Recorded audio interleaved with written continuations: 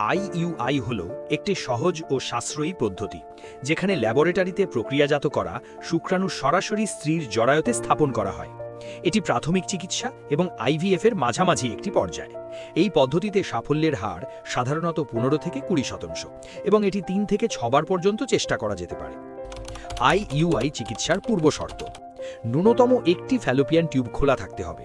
তবে অনেক ক্ষেত্রে সময় স্বল্পতা থাকলে ফ্যালোপিয়ান টিউব খোলা নাকি বন্ধ যাচাই না করেও এই চিকিৎসা পদ্ধতি প্রয়োগ করা যেতে পারে।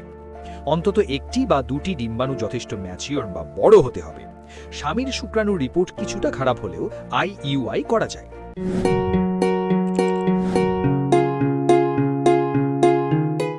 যাদের জন্য কার্যকর: প্রাথমিক চিকিৎসায় ব্যর্থতা বা দীর্ঘদিনের বন্ধ্যাত্ব, স্বল্প সময়ে গর্ভধারণের ইচ্ছা যেমন প্রবাসী দম্পতি, স্বামীর শুক্রাণুতে সামান্য ত্রুটি বা শারীরিক অক্ষমতা থাকলে, স্ত্রীর ডিম্বাণুর স্বল্পতা বা জরায়ু মুখে কোনো সমস্যা থাকলে, প্রাথমিক পর্যায়ের এন্ডোমেট্রিওসিস থাকলে।